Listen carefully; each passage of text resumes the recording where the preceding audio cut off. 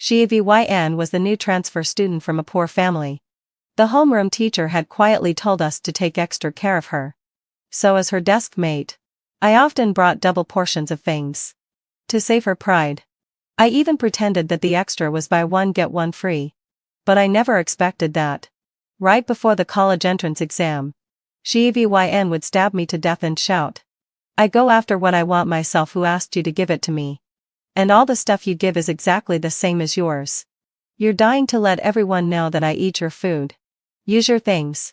Aren't you? I hate your high and mighty attitude the most. Just die. All of you die." I died in shock and pain. Then, met out a well sorry. When I opened my eyes, I was back at the moment the homeroom teacher had given us that briefing. Sheavyn comes from a poor family. And she's very proud. She refuses the school's financial aid. So I want you all to take extra care of her. The homeroom teacher coaxed. Okay. Teacher. A few classmates answered sparsely. Especially you, especially you. Mayasin.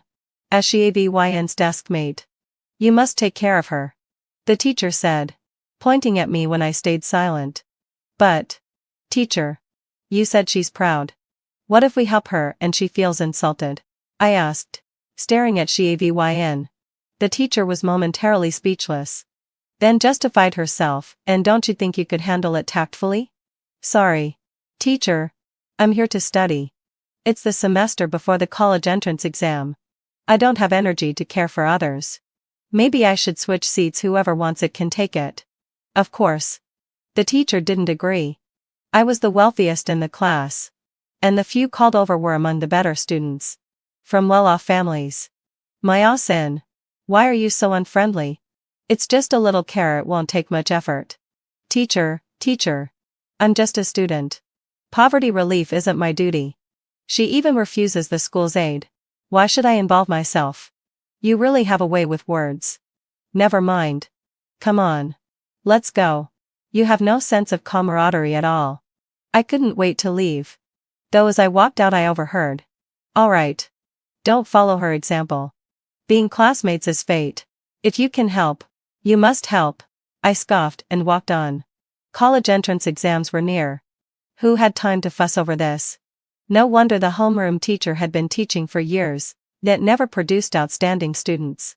Back in class, everyone else was busy drilling problems.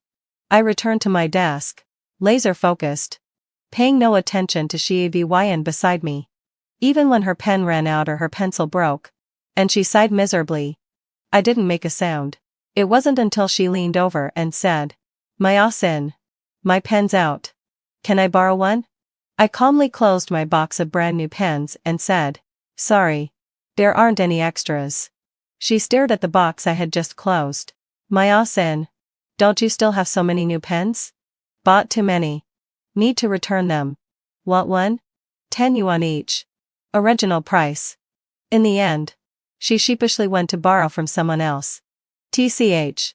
Too stingy to spend money. Yet insists on borrowing. What's the point? In my previous life, when the teacher said those words, I obediently agreed along with the others. Back in class, seeing Sheavyn's awkwardness, I had willingly given her all my new stationery. I even lied that it was the extra from a buy one get one free deal, saying I couldn't use it all and she could help. She took it and used it decisively. But didn't even say thank you. Her face full of indignation. I had thought about the teacher's words and wondered if I had done something wrong. Maybe hurt her pride. Now? I don't give. And she comes asking for it herself. Is it that things given for free feel cheap, but things sought after are valuable? In this lifetime, I refuse to be that foolish, self-sacrificing giver. If she ever gets even an ounce of advantage over me, my life would have been wasted. After evening study, I returned to the dorm, washed up, and went to bed, ignoring everything. Rest first. Study better later. Half asleep, I overheard my roommates. Ah, Sheavyn, you're out of toothpaste? Use mine. And here's some lotion I haven't used yet. Here. Take it. I didn't hear Sheavyn's reply, but I guessed she probably accepted it with that same humiliated expression. I turned over, facing inward, and went back to sleep. Early the next morning, while my roommates were still asleep, I got up. While washing up, Shavyn came into. It was early spring. Still chilly. And she washed with cold water.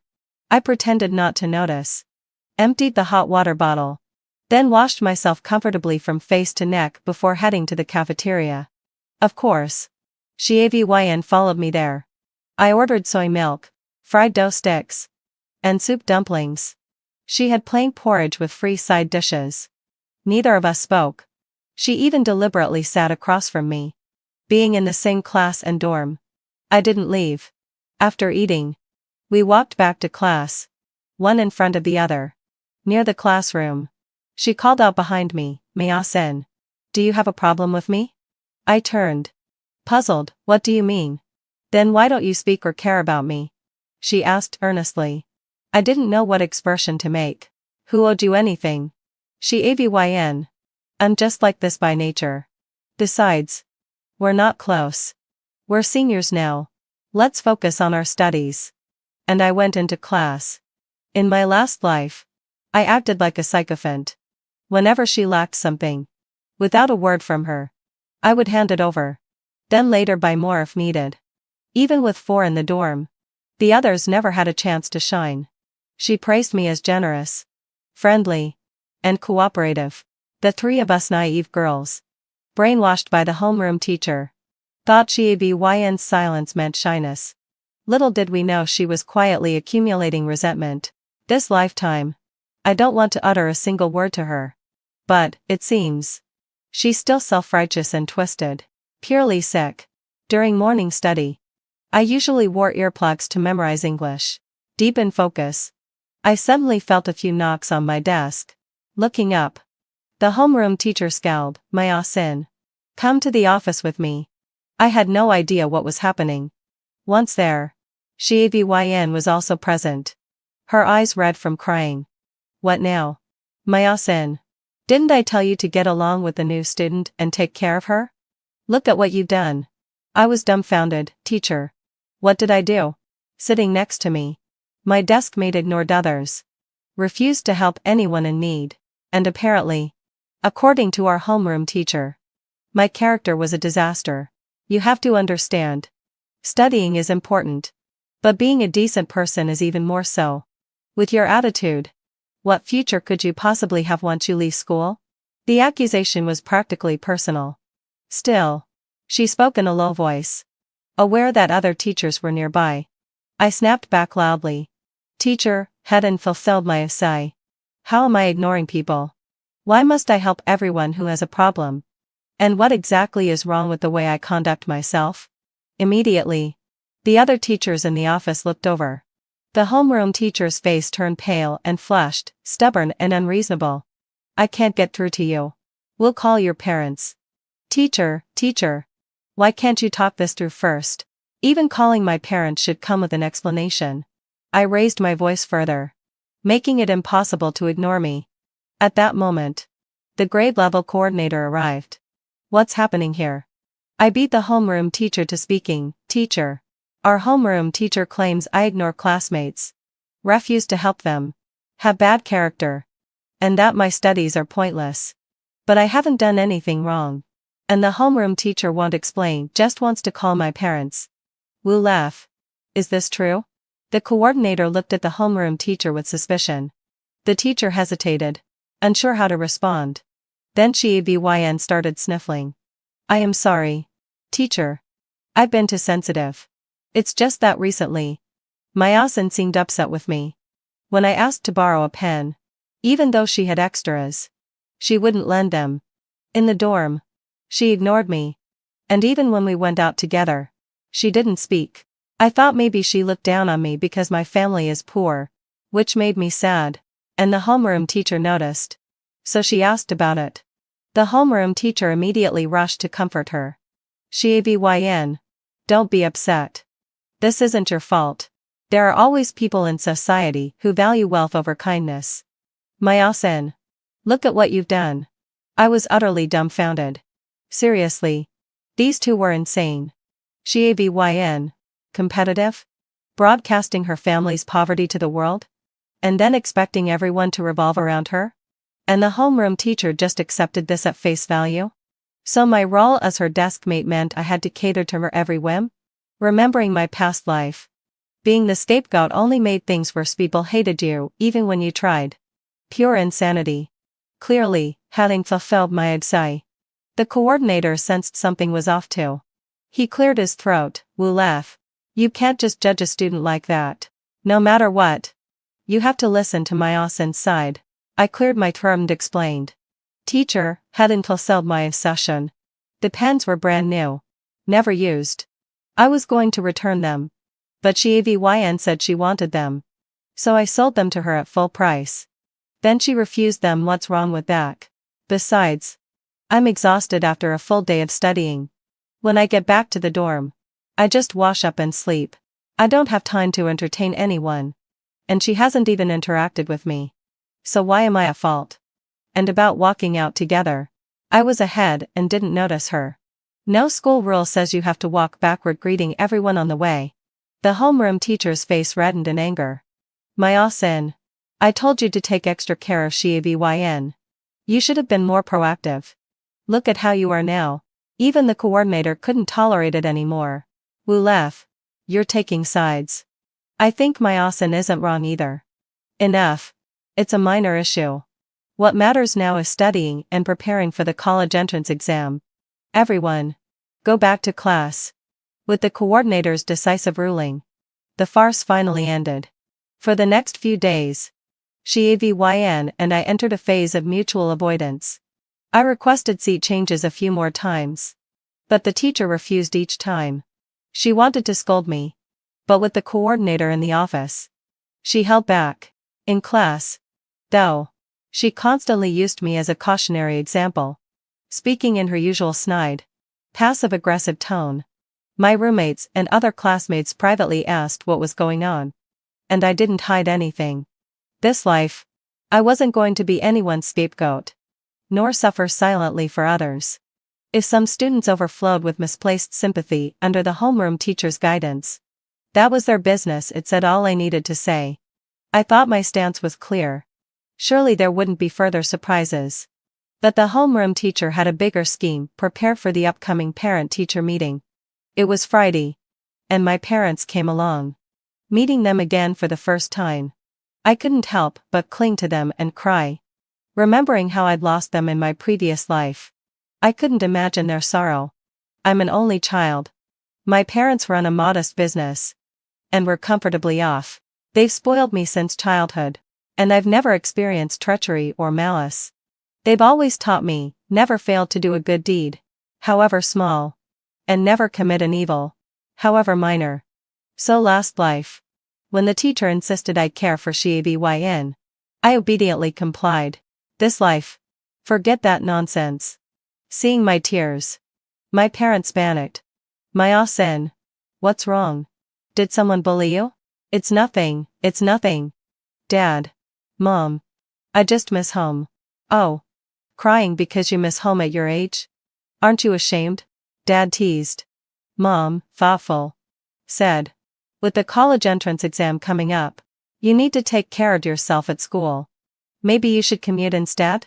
"Fine." I agreed eagerly. If time weren't so tight, I'd change schools entirely. Back in the classroom, the parent meeting began. As usual, they started with grades. I did well second in the class and my parents were pleased. But the homeroom teacher barely mentioned me. Instead lavishing praise on 10th place Shiavyn, she highlighted how, despite her family's poverty, she overcame difficulties to achieve that rank. Then she added her usual jab, unlike some students who, though they perform well academically, have no sense of helping others. Such students will get nowhere in society. I glanced at Shiavyn's parents. Ordinary people. Flushed with pride at the teacher's words. My own parents and the others were a bit confused but clapped along under the teacher's lead. Shiavyn and her parents bowed and stood amidst the sparse applause. I rolled my eyes, silently thinking of 2 words for them: idiots. I had assumed the parent-teacher meeting would end just like that if the homeroom teacher didn't call me out by name. I wasn't going to pay attention. With the college entrance exam only months away, who cared about anyone else? But to my surprise, after the meeting, she kept both my family and Shevyns behind. Then, without a lull sigh, in front of everyone, she opened her mouth at my parents with a barrage of accusations. Myasin's parents. Your child really needs proper guidance. Not only does she refuse to help classmates, she even leads the isolation of others. This is outright school bullying. My parents were stunned. They looked at me, then at the teacher, clearly disbelieving. Wulef, what exactly are you talking about? My dad asked. Myasin's father. This is Sheavyn, our transfer student from a poor family this semester. She's also your daughter's desk mate and dorm mate. Originally, having fulfilled my insai, I asked your daughter to take extra care of her. But she ignored her and even spread rumors about Sheavyn. Now the whole class has a negative view of Sheavyn. Your daughter. TSK. TSK. TSK. We called you here to properly handle this matter. Apologies should be made where due. Also, hadn't fulsob since Myasin has affected Sheavyn's learning environment, compensation is necessary. Hearing this, my dad looked completely dumbfounded. He turned to me, what's going on? I'd already been dumbstruck once homeroom teachers could say the most bizarre things, but the shocking part was that Sheavyn's family acted as if this was entirely justified. I couldn't understand it. In my previous life, it was the same moral coercion, the same self-righteousness. Back then, the homeroom teacher had praised me in front of the whole class, saying I not only studied well but also helped and united my classmates. Then they kept my parents behind too, pressuring them to sponsor Sheavyn. At the time, I went along with it. My dad, though puzzled, agreed to contribute a small sum. As lifetime, I wasn't going to play along. It seemed the homeroom teacher had no shame helping herself to what wasn't hers. I didn't even want to argue with these idiots. I simply told my dad, Dad, the grade supervisor knows about this. Let's go straight to him. Ignoring the homeroom teacher's attempts to stop us, I led my parents to the grade supervisor. After hearing the full story, the supervisor's expression was hard to read. Myasin, I know about this. I'll have a serious talk with your homeroom teacher. You can go back to studying now. Yeah, right. I didn't come here to hear that. I laid it all out, teacher. I truly don't understand why our homeroom teacher always thinks I'm in the wrong and insists on helping her. This isn't the first time she's singled me out for this. It's seriously affecting my learning environment. The supervisor, thinking of my grades, asked, so what do you want to do? Teacher, I want to transfer classes and switch to day school. Only then can I focus on preparing for the exam. My parents added their pressure. After hearing the whole story, no parent would be happy seeing their child treated this way. In the end, the supervisor agreed. I was transferred from class 3 to class 1, and the day school arrangement was approved. But the homeroom teacher, upon hearing this, immediately rushed over, followed by Sheavyn's family. Supervisor, why is Myasin being transferred to class 1? She's our class's second highest student. She'll do fine on the exam. But if she leaves, our class average will drop. Suddenly, the homeroom teacher seemed anxious. I had thought she only cared about forcing students to unite, help each other, and practice philanthropy. This was Myasin's request. Considering the situation, I think it's reasonable. The supervisor replied calmly. But the homeroom teacher disagreed. Supervisor, I haven't given up on educating Myasin. I've invested so much effort. How can she just be transferred out? All my hard work would be wasted. And the harm she caused Sheavyn hasn't even been addressed yet. Up until now, my dad had been unaware of the full story. Hearing this, he exploded. Wulef, we respect you as a teacher, but how can you distort the truth and arbitrarily label a student? Don't you realize a single careless word could ruin a child? The homeroom teacher retorted, Myasin's father. How am I distorting the truth? Myasin really is bullying a classmate. Wulef, watch your words. Don't make hasty conclusions. If this is bullying, it's a serious matter. Everyone's here. So let's clarify. The supervisor interjected sternly. And so, both families, along with the two teachers, sat down together. We had all spoken. Only Shavyn's family hadn't. The supervisor addressed her directly. Shavyn, could you explain what you mean by bullying? Shavyn looked righteous. I know my family is poor. Myasin looks down on me. The supervisor gestured for specifics. Shavyn began listing. When Myasin saw I lacked something, she never offered to help. Suppressing a smirk, I said.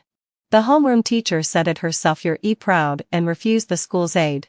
If I rushed to help you, wouldn't that insult you? Shavyn squared her shoulders. Exactly.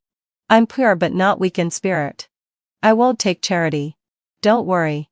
The supervisor patiently pressed on, and then? Shavyn finally revealed the point. Even though you never helped me, why did you say things in front of the class that made everyone unwilling to help me? The supervisor nearly got confused following her logic. So, Shavyn, do you want your classmates to help you or not? That question completely flustered Shavyn.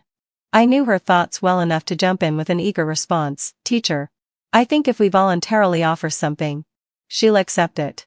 But if she asks, we have to give it. Right? The moment I finished, she exploded. What are you saying? How could I possibly be that kind of person? So after all this fuss, what exactly is this bullying you keep claiming? I shot back, seeing Shavyn about to break down. The homeroom teacher immediately intervened. Myasin, how dare you speak like that? As classmates, you should help each other. If someone needs assistance, you must proactively offer it. And when they ask you for help, you must respond. What's wrong with that? Her parents chimed in as well. Our family may be poor, but we have dignity. Shavyn isn't after your things. She's just upset about your attitude. Your haughty, dismissive behavior is what constitutes bullying. My parents weren't having it. Did our daughter say something wrong? If you refuse, then stop nagging. You claim it hurts your pride, yet expect her to give anyway. Who even understands what you want? The argument threat and to spiral endlessly. The grade level coordinator, exasperated, finally said, enough. Everyone has a different perspective. This debate is meaningless. He looked at us. I've already agreed to Myasin's request. On this point, Wulef, don't object. Being desk mates like this benefits no one. And he turned to Shavyn's family. I still don't quite understand your request. Can you specify exactly what it is? Shavyn's father, chest puffed with pride, declared, just as Wulef said. Myasin should apologize to our Shavyn and compensate us for the emotional distress. My father laughed in disbelief. An apology and compensation. And now bullying too? Fine. Why don't we just call the police? They flinched for a moment. There's no need for that. They're just children, we can handle this ourselves. My father ignored them and pulled out his phone. The coordinator had to step in to mediate. Then the homeroom teacher pointed at my family with scolding authority. Myasin's character was bad enough, but now I see it runs in the family. As parents, you shouldn't only focus on making money, you need to cultivate yourselves and set a proper example for your child. The coordinator couldn't hold back. Wulef, do you realize what you're saying? Apologize to Myasin's family immediately. The homeroom teacher, next if, insisted she was blameless. I exchanged a glance with my parents. Solid evidence. This teacher wasn't just biased against wealth, she was unhinged. No wonder she insisted I become Shavyn's scapegoat. Seeing the teacher so self-righteous, an idea struck me. Teacher, you're right. Our family is of low awareness. And yours is superior. Why don't you personally bring warmth to Shavyn's family? Everyone will be happy. Besides, as homeroom teacher, you bear the main responsibility when students have issues. So the apology and compensation should come from you. Exactly. How had I been so foolish? Even into lifetimes. This person only knew how to manipulate us, never giving anything in return. The homeroom teacher stiffened. Shavyn doesn't need school support. I only had them help because I respect her. But seeing that Shavyn's parents couldn't sway us, and hearing my words, Their attention immediately shifted to the teacher. Wu Lef. Thank you so much. Seeing how much you care about Xivyn. We're reassured. Xivyn. In the future, tell Wu Lef if you face any difficulties. Xivyn remained stubborn. But her eyes flicked toward the homeroom teacher. Dad. Mom. I can fight for what I want myself. I don't need charity. Hearing those words identical to what she'd said last life, I couldn't help smirking. I was curious to see how she'd bargain with the homeroom teacher this time. After that, everything went smoothly for me. Once I transferred to Class 1. The current homeroom teacher was far more competent than Wu Lef, fully dedicated to creating an excellent learning environment. She never caused drama. The class atmosphere became intensely focused on studies. And my grades improved accordingly. In the final mock exam, I scored first in the entire school. When Wu Lef heard this, she completely lost face. Apparently, she'd complained to the grade coordinator last year, claiming I was her student and demanded I return to Class 3. Since the coordinator had ruled on us, he no longer tolerated Wu Lef. Now, he openly said that if she didn't want to teach properly, she would be replaced. Wu Lef finally quieted down. I also switched to commuting, avoiding dorm life entirely. With my parents taking care of me, my mood lifted and I even gained a little weight. Occasionally, having fulfilled my sashim, I saw my former roommates. They weren't doing well. One day after a meal, we chatted briefly. My sin. I still envy you. Not living in the dorm is a luxury. Our homes are far. Commuting isn't convenient. Me too. I was puzzled. Why? Dorm life is supposed to make studying easier. Isn't it better? Their expressions became complicated. Almost speechless. We finally understand why you ignored Xivyn back then. You warned us. But we didn't listen. Sorry. What happened? I thought. Xivyn seemed to be focused on Wu Lef last time. Why were others suffering now? They continued. When the homeroom teacher told us to look after her, we genuinely tried. But she used us without gratitude. Especially after your situation came to light. We were discouraged and barely interacted with her. Yet she kept demanding things. If we refused, she claimed we looked down on her. And then the homeroom teacher forced us to apologize. Damn. The irony. Wu Lef had once again turned her own boomerang onto others. Thinking of my past life's outcome, I couldn't help offering advice. If it's too much, do like me, transfer classes or switch dorms. The college entrance exam matters more. They nodded thoughtfully, hadn't thoughtfully, clearly considering it seriously. After that, I heard Class 3 had a huge incident. More than half the students petitioned the principal, demanding the homeroom teacher be replaced, claiming she was puying students into helping the poor, severely disrupting everyone's studies. With the college entrance exam looming, the principal acted immediately, removing Wu Lef and telling her to stay home for a while. When the notice was issued, Wu Lef cried and screamed in the office until the security guards forcibly escorted her out. My two former roommates eventually succeeded in transferring dorms. As for Xivyn, she finally began to be truly isolated by her classmates, though bullying wasn't happening. Who had time for that? Somehow, Wu Lef and Xivyn ended up constantly together.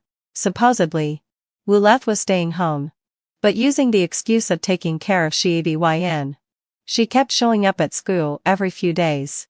The principal, seeing she wasn't causing trouble, told the grade supervisor just to keep an eye on her and ensure students weren't affected. And so, I watched Wu Lef go about just like in my previous life, rushing to deliver things to Xivyn, lecturing her to study hard, and making sure all of us badly behaved students looked inferior in comparison. Looking at Xivyn's stiff face, I thought, well, let's see who ends up humiliated first. After that, I didn't have the leisure to watch the drama unfold. The college entrance exam was the ultimate priority. Still, on the first day entering the exam hall, I ran into Xivyn and Wu Lef. Wu Lef was unloading a mountain of things on Xivyn, chattering non-stop. Xivyn's parents stood beside her like outsiders. I didn't intend to approach, but they blocked the entrance. As I passed, they spotted me. Wu Lef immediately put on a smug expression. My sin. So what if you're first in the mock exams for the grade? Grades are only part of life. What really matters is character. Someone like you, cold and unloved by classmates, will never succeed. Then she turned to praise Shavyn. But our Shavyn is excellent, braving adversity, striving even in poverty. That's the attitude of someone truly positive in life. Shavyn puffed up her chest, playing along proudly. I raised an eyebrow, giving them a perfunctory glare. Wu left.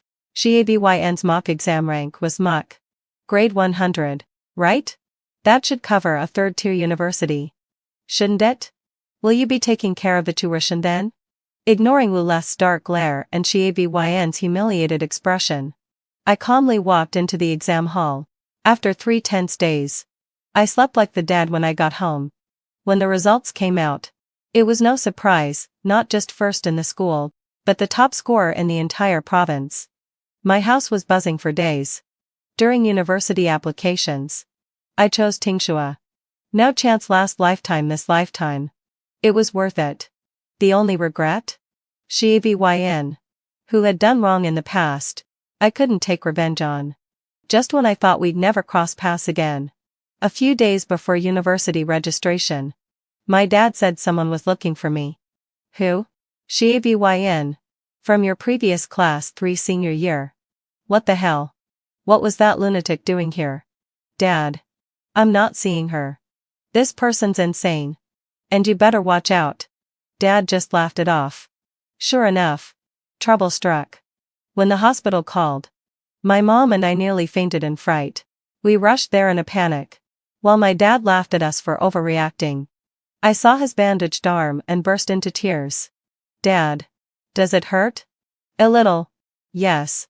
Good grief. It's just a scratch. Why scare my ass in? What happened? My mom snapped. My regret is not listening to my ass in back then.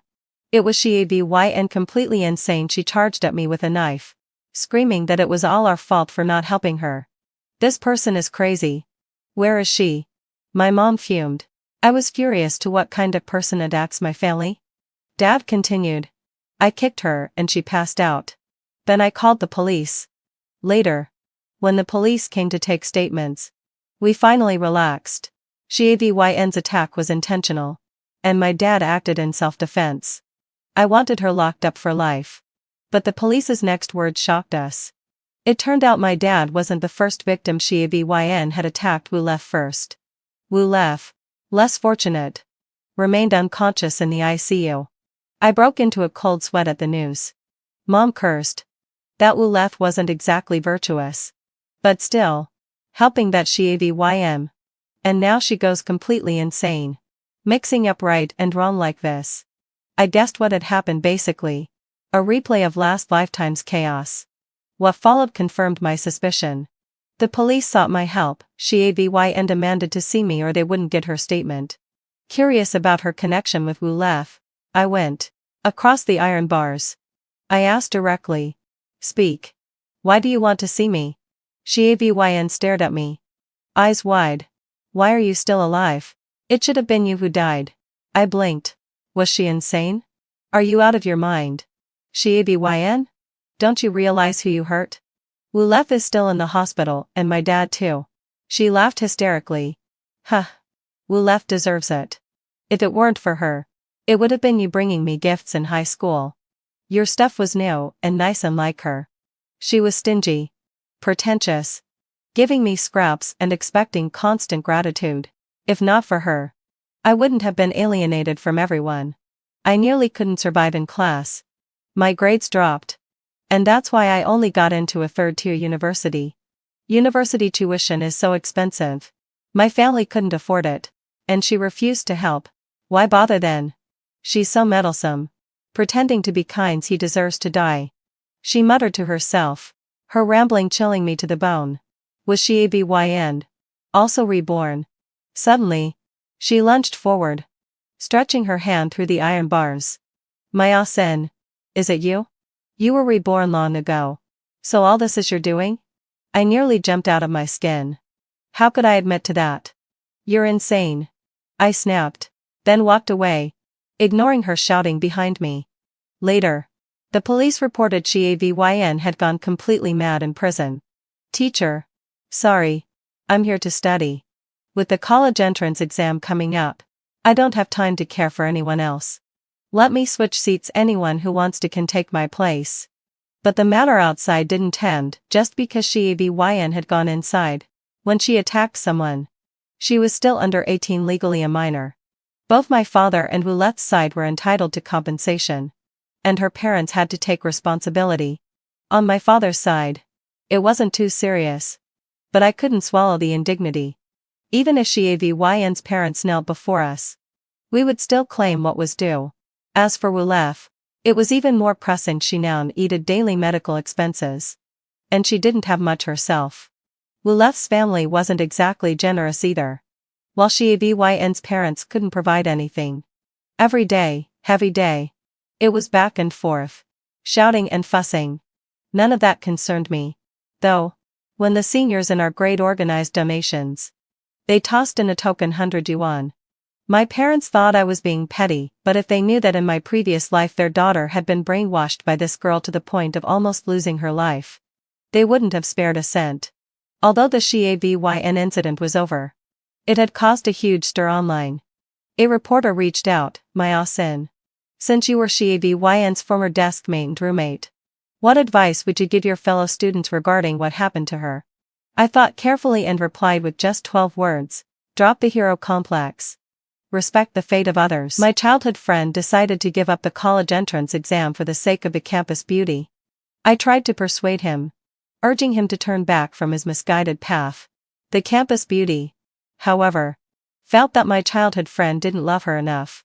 After graduation, she left with her family to study abroad, and I never heard from her again. Years later, on the day my childhood friend and I were getting married, she showed up with 2 children, claiming they were his. In that moment, my childhood friend pushed me from the building's top floor, all to make space for him to be with the woman he loved. But I was reborn. When I opened my eyes, Dylan, my childhood friend, was sitting beside me, texting with a sweet smile on his face. When he saw me sit up, he turned around and gave me a mysterious look, lowering his voice. Leora, I've made up my mind. I'm going to give up the college entrance exam for Lilith. Sometimes, life has to be about crazy love, right? I lowered my head. That's great. I wish you the best. Dylan was stunned. Aren't you going to try to talk me out of it? What's there to say? I smiled faintly. You're an adult. You can make your own decisions. I'm sure you'll find happiness. Good luck. The class bell rang, and Dylan had to turn around to pay attention. I let out a quiet breath, my mind wandering back to my previous life. In my last life, Dylan had said the same thing to me. But I remember his excellent grades and his dream of getting into the best university. And I also remember how much his family had sacrificed for him. At the time, I had nearly worn myself out trying to persuade him, even suggesting we tell his parents. Before he reluctantly gave up. After Dylan took the entrance exam, Lilith, the school beauty, told him that he didn't love her enough, because he wouldn't even give up the exam for her. Using this as an excuse, she cut off ties with him and left to study abroad with her family, leaving Dylan to blame me for everything. But did he ever stop to think how much love could a person who demands that you give up your future to prove your love have for you? Dylan and I ended up at the same university. In our junior year, we confirmed our relationship. After graduation, I started working, and he continued his graduate studies.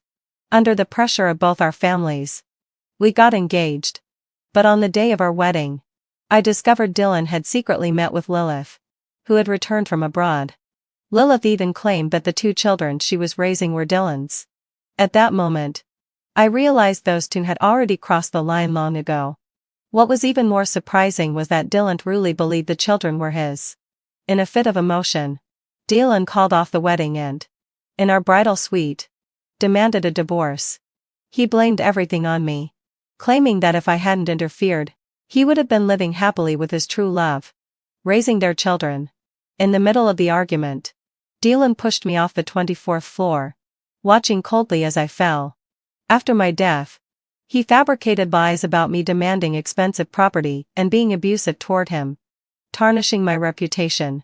Even after my death, I couldn't find peace. Fine. Since everything was my fault, let's see how things unfold this time without my interference. Will you and your love truly flourish? To my surprise, without me getting in the way this time, Dylan actually began to hesitate. Throughout the lesson, he kept sending me notes, but none of them got a response. The notes reflected his internal conflict. He wanted to pursue love but was terrified of falling flat on his face in the process. During a break, I went to refill my water and, on my way back to class, accidentally overheard Dylan and Lilith talking in the stairwell. Dylan, will you really give up the exam for me? You say you love me, but you can't even do something to prove it? Lilith, with her usual school beauty attitude, stood facing Dylan, who looked at her with gentle affection, as if he thought of her words as nothing more than a spoiled girl throwing a tantrum. Lilith, you know my grades are great. Giving that up would be a waste. But think about it, I could win a big scholarship if I get into a prestigious university. And I could use it to buy you bags. How about that? It seemed even Dylan understood it was a loss. But he was still trying to make excuses. I couldn't help but sneer inwardly. This just proved how foolish I was in my past life. Thinking he would ever give up his future for love, while I foolishly intervened. I don't need you to buy me anything. Lilith snapped. If you can't do that, then forget it. Consider the whole being my boyfriend thing is never happening. Let's go our separate ways. And don't come looking for me again. With that, Lilith turned and walked away, Dylan immediately rushing after her. I waited until they were far enough before I followed. From that day on, I never saw Lilith and Dylan together again. Dylan, sitting in front of me, was visibly agitated. But it had nothing to do with me. I had my own life to focus on. And there was so much I still needed to learn. In my past life, I worked right after graduation to support Dylan's pursuit of a graduate degree and doctorate, so he could focus on his studies. I sacrificed everything, having fulfilled my assignment, only to end up being betrayed. This time, I was determined to focus on myself. Dylan tried to bring up his issues with Lilith multiple times, but I shut him down by talking about studying instead. Then, he let out a low sigh. I heard rumors that Lilith was out partying and had been spotted riding on the back of a motorcycle with someone from outside the school. Dylan's face darkened, and he stormed off. Leora, do you think this academic genius is going to fight for his woman? My deskmate whispered gossipingly. I pushed my exam paper toward her. Have you memorized your formulas yet? How many times have I gone over the momentum theorem with you? Why are you still making mistakes in your English composition? This is an easy mark question. After an agonized groan from my deskmate, the topic shifted away from Dylan. As my deskmate had predicted, Dylan did indeed storm off in anger to confront Lilith. Later, I heard from others that Dylan found Lilith and, in front of the outside people, kissed her passionately, having fulfilled my session, declaring that he would fulfill his promise to her. The outside person, seeing his girl kissed by Dylan, immediately fought with him. They only stopped when Lilith threatened and to call the police. While everyone else was discussing what Dylan had promised her, I quietly packed away my completed science paper. Nice, heading fulfilled land sigh. 289 points, a good score. I was focused on improving my grades when someone told me someone was looking for me. At the door to the classroom, I saw Lilith standing there, looking me up and down before sneering. Country bumpkin. I was wondering who it was. So you're just Dylan's neighbor? I had never interacted with Lilith, but I could tell she wasn't here to be friendly. I don't know Dylan well, and we have no private relationship. If you have something to say to him, go ahead. I'm not interested in your business with him. I turned and walked away expressionlessly. And later, my deskmate told me that I was the first person to embarrass Lilith like that. She looked particularly upset. So what? How does it concern me? When Dylan found out, he somewhat reproached me for making Lilith lose face and asked me to apologize. I snapped back at him. After a few attempts, I'd fulfilled my session. Dylan realized Lilith was just trying to stir up trouble with me, so he stopped bringing it up. As for Dylan, who had won Lilith's heart, He lost all interest in classes. Yet, in front of the class, he still pretended everything was fine. After class, he immediately found me again. Leora, I've made up my mind. I'm not going to take the college entrance exam this year. I really can't miss Lilith. Dylan looked at me seriously, his expression unwavering. You don't need to try to talk me out of it. This is my decision. And I just want you to help me keep it a secret for a while. I reached into my bag and then pulled my hand back. You don't have to tell me about the exam. As long as your parents agree. It's fine, I said. That's why I'm asking you for help. Dylan snapped, his frustration mounting. They just want me to study. They're definitely not going to agree. I plan to tell them after the exam results come out. I've already told you. You don't have to explain it to me. I looked at him. I'll pretend I didn't hear anything. You should go talk to your parents about it. Communicate with them. I can't keep something like this from them. Dylan frowned. And I waved my hand again. Go talk to your parents. I need to focus on my studies. Leora, what happened to you? You've become so indifferent. I hardly recognize you anymore. Dylan gave me a disappointed look before turning and heading back to his seat. I couldn't help but laugh. For someone who's died once, being indifferent to you is already pretty decent. If murder weren't illegal, I'd make Dylan pay in blood for his debts. I lowered my head and rifled through my bag. Once I confirmed that my phone had recorded the conversation, I finally relaxed. In the final month of tense revision, Dylan completely let himself go, spending time with Lilith watching the stars and the moon instead of reviewing his materials. Meanwhile, I managed to perform well in the practice exams, and I felt confident going into the real college entrance exam. The 2-day exam finally came, and after it was over, my parents took me out to celebrate. When we returned, the results were ready. But Dylan's decision to skip the exam couldn't be kept a secret any longer. Dylan, we provide for you. We give you everything you want. And this is how you repay us? Not taking the entrance exam. What's the point of all those years of schooling? What are your mother and I even for? You've really got some nerve. Making decisions like this. Who did you tell about it? Did you even think about how this would affect your mother and me? My parents were still celebrating my score of 726 when we heard the sound of shouting from next door. At the sound of Dylan's father's last words, my mother gently nudged me. Leora, do you know why Dylan is being so reckless? Not even taking the college entrance exam? You must have known about this, right? Before I could answer, there was a loud knock on our door. My father opened the door to find Dylan's parents standing there. Furious. Behind them stood Dylan. Silent. Leora! Dylan's mother shrieked, pushing past my father to charge at me. But my mother quickly stepped in to stop her. What do you think you're doing? Stay away from my daughter. My father stepped in, pulling Dylan's mother aside while he and my mother positioned themselves protectively in front of me. Dylan's mother, disheveled and with bloodshot eyes, pointed at me, teeth gritted. Our son Dylan said that your daughter, Leora, has known all along he didn't want to take the exam. He said she was going to talk to us about it, but she never said a word to us. If she'd just told us, we could have stopped Dylan. Our Dylan's so talented. He could have been the top scorer. But your daughter, Leora, didn't want him to steal the spotlight. Did she? How could a young girl be so vicious? Don't talk like that.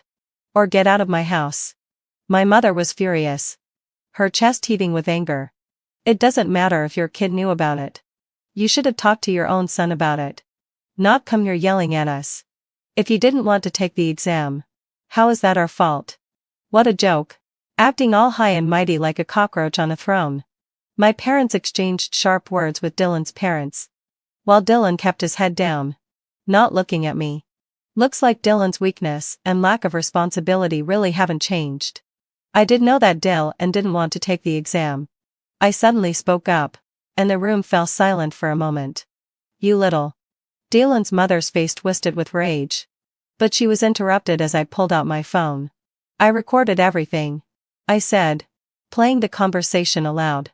Dylan, are you going to swear that everything you said was the truth? If anyone's lying, May they never get into their dream university. Are you brave enough to swear? Dylan's face turned pale as he shrank back.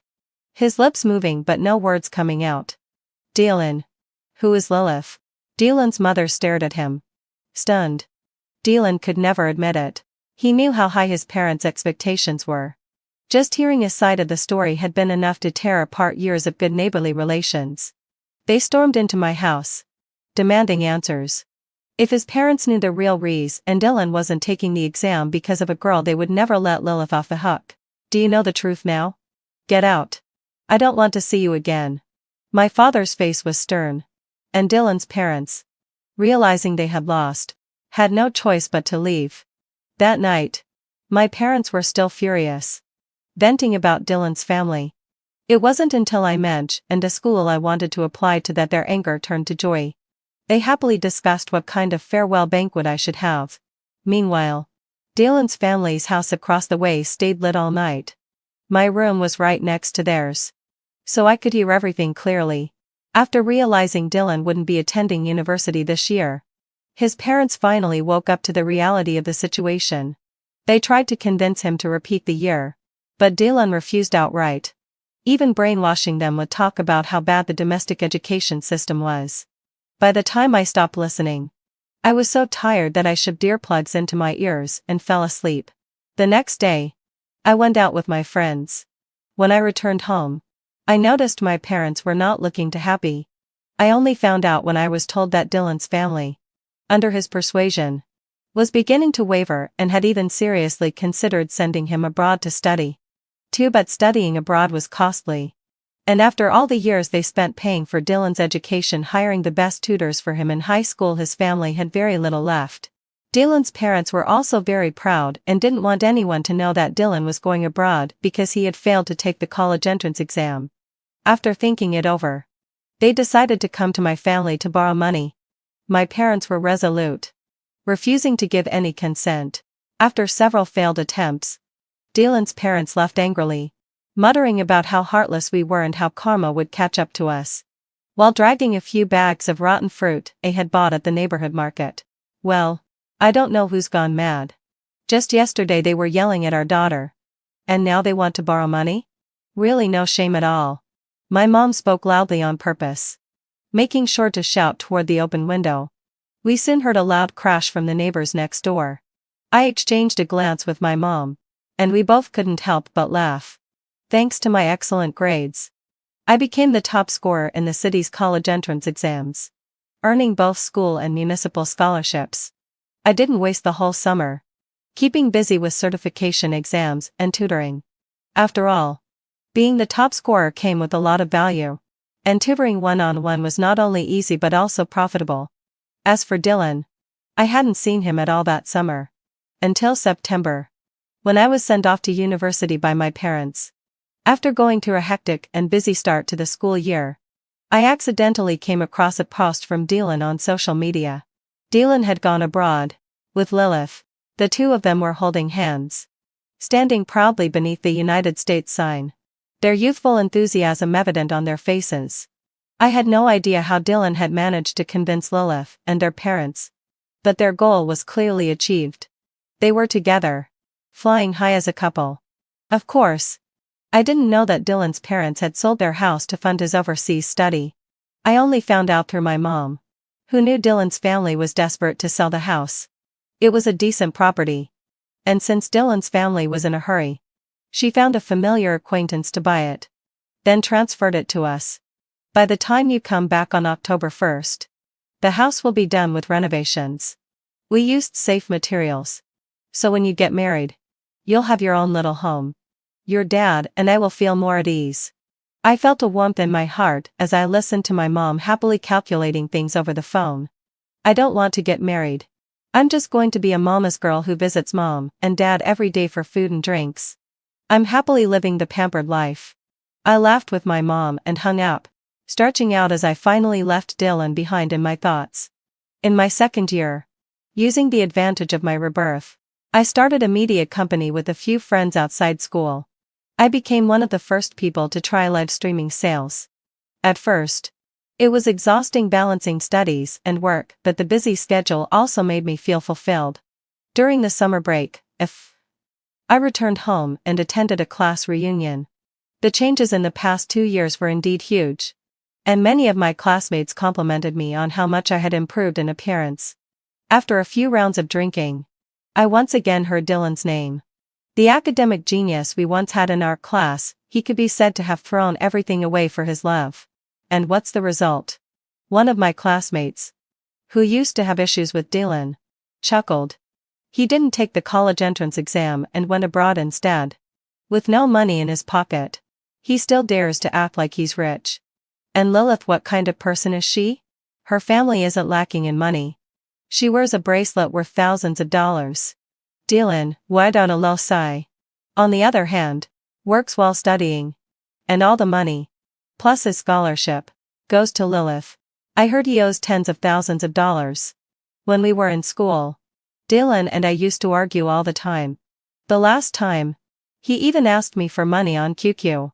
Hey, I heard he couldn't keep up with studying abroad, so he's back in the country. Right? How long has he been back? 6 months? By the way, Leora, didn't you guys live next door? Have you seen him? I shook my head. His family's house has been sold for a long time. We haven't been in touch. So I'm not sure. The classmate sighed. Then quickly spilled more gossip, including the fact that Lilith had cheated on Dylan, throwing a party, and Dylan had found out. Dylan and Lilith had a huge fight, which even got the police involved, etc. I was busy chatting with my desk mate about the fun things at university, completely uninterested in the details about Dylan. But it seemed that even without my interference, their love didn't exactly blossom. How interesting. After the reunion, when I got home, I immediately noticed a few pairs of shoes outside the door. Before I could say anything, I heard someone calling my name. Ah, Leora. You're back. You've gotten even more beautiful. I can barely recognize you now. It was Dylan's mom. Behind her, my mom rolled her eyes and pointed at her phone. Only then did I realize my mom had told me 10 minutes ago not to come here but to go straight to the neighbor's house. When I looked closer, I saw not just Dylan's mom, but also his entire family, including Dylan himself, whom I hadn't seen in ages. Dylan had gotten much darker, and his hair had grown out. He looked very different, no longer the proud young man I once knew. Instead, there was a sharpness in his gaze. We exchanged a glance, then both looked away.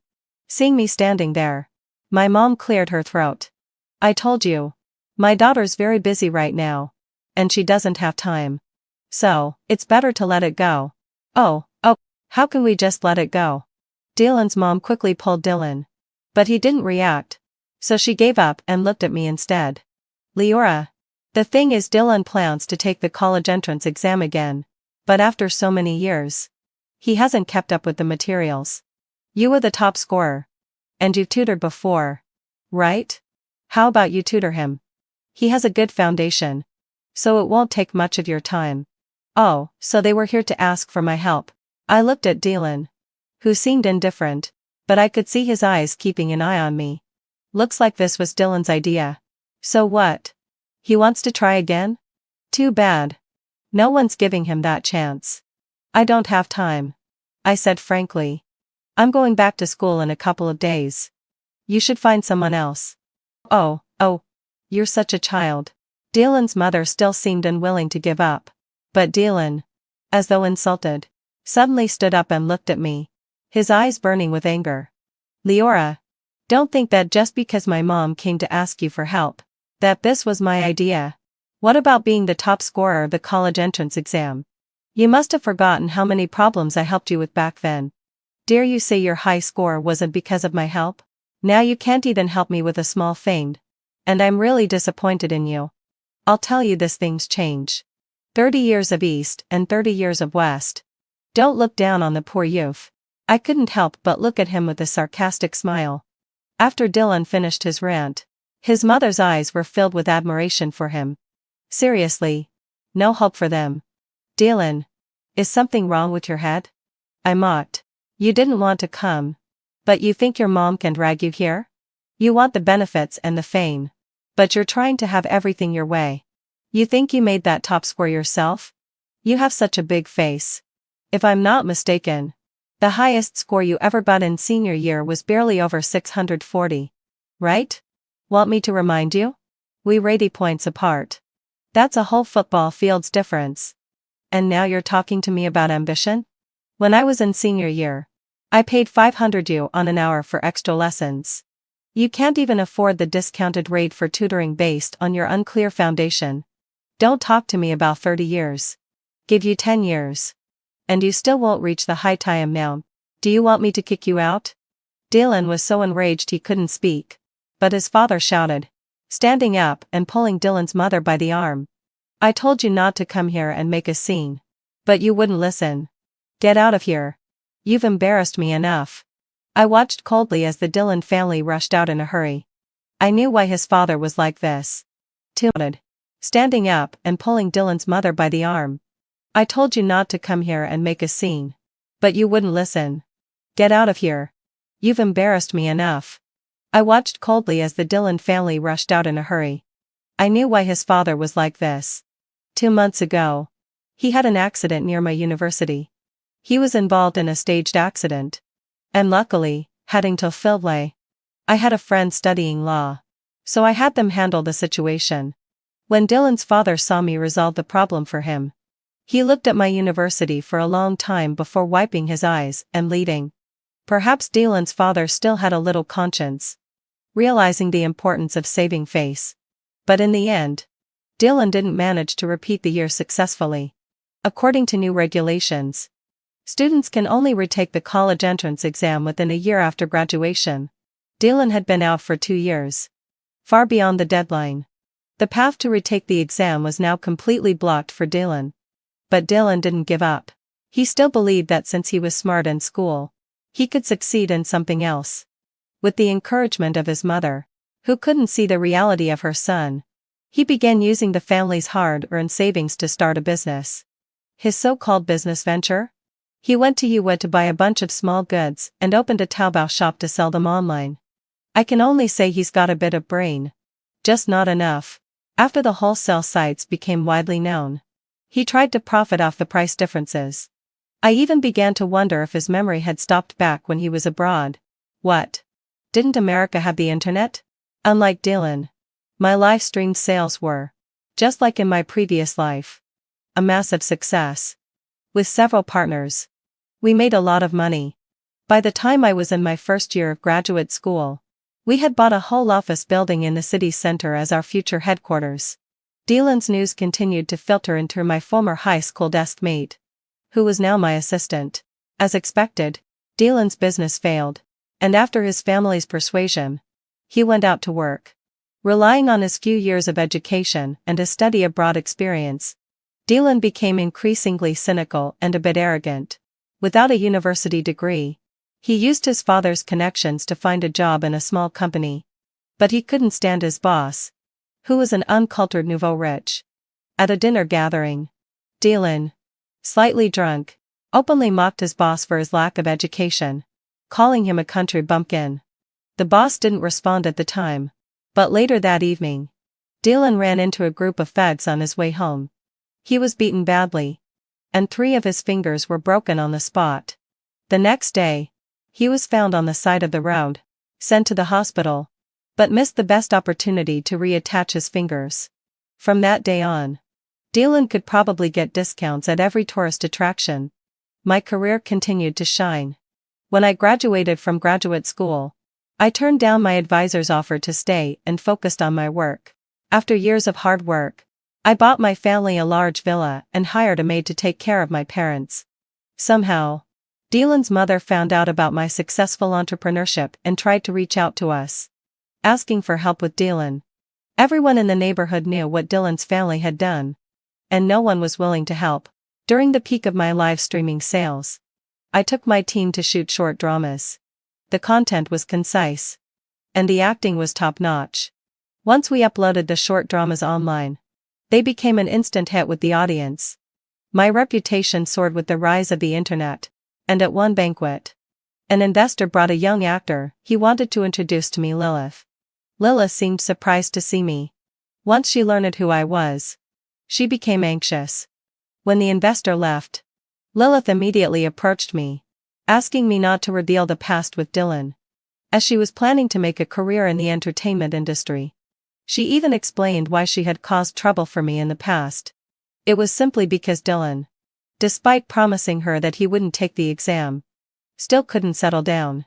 He kept saying that I, his childhood friend, had been nagging him to go back and take the exam and to report him to the teachers and his parents. She also said that I used to like him, even stealing his underwear to sleep with, writing who knows how many love letters. According to Dylan, I was a crazy obsessive girl. I just fell silent hearing all this. She said that it was all due to her youthful impulsiveness that she came to find me back then. But judging by my attitude, it didn't seem like I had been in love with Dylan. Later, when they fought abroad, Lilith would often mock him for this. Whether what she said was true or not, I didn't plan to probe into it. She said all this simply because she feared I would take revenge for the past, but she was overthinking. I'm a businesswoman, and everything I do was motivated by profit. The small matters from the past wouldn't affect my judgment. What I was most curious about was how Dylan would feel if Lilith really became famous online one day. In the end, my company decided to use Lilith in one of our projects. And she indeed gained a huge following by playing the role of a decorative character. I ended up signing her to my company. At the age of 28, I decided to take a 1-month vacation to accompany my parents back to our ancestral village for ancestor worship. At the little convenience store at the entrance of the village, I ran into Dylan. Dylan had changed a lot. His skin was sallow, his eyebrows and eyes drooping, and his hair looked like it hadn't been washed for days. She was clearly suffering. I happened to be buying some water when I ran into him, and we exchanged a stare. Following my principle of not kicking someone when they're down, I paid for my water and tried to leave. But Dylan called out to me, "Leora, can we talk?" To be honest, I was actually quite satisfied to see him in such a miserable state. Perhaps afraid I would refuse. Dylan limped out of the convenience store and stopped me. I glanced down at his foot, which seemed to be injured from the time the local thug had beaten him. Standing face to face with him, I had no words to say.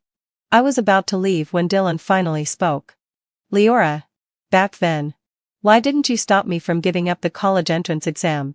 Dylan opened his mouth, and his words came tumbling out one after another. "I clearly asked for your opinion back then. If you had just stopped me for a moment, maybe I wouldn't have given up on the exam. You have no idea what my life has been like since then. Lilith is so vain and loves to show off, always wanting the best food and clothes. But she has a younger brother, and her family won't give her that much money. While I was abroad, I couldn't even pay for my second-year tuition. Lilith spent all my money. That bitch even accused me of not treating her well and brought 2 black guys back to my place. I worked my ass off washing dishes to make money, while she was selling her little videos on YouTube. When I returned to the country, I started a business. But after only 2 sales, I met some freeloaders.